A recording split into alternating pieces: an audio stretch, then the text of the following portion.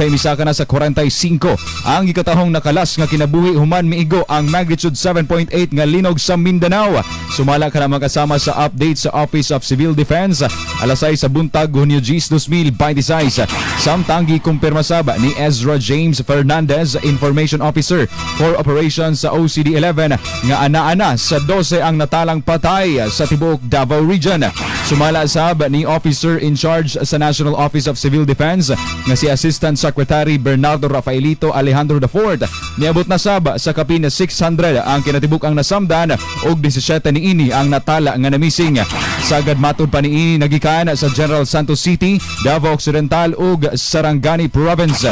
Atong paminawon makasama ang dugang datos gikan kang Assistant Secretary Bernardo Alejandro IV.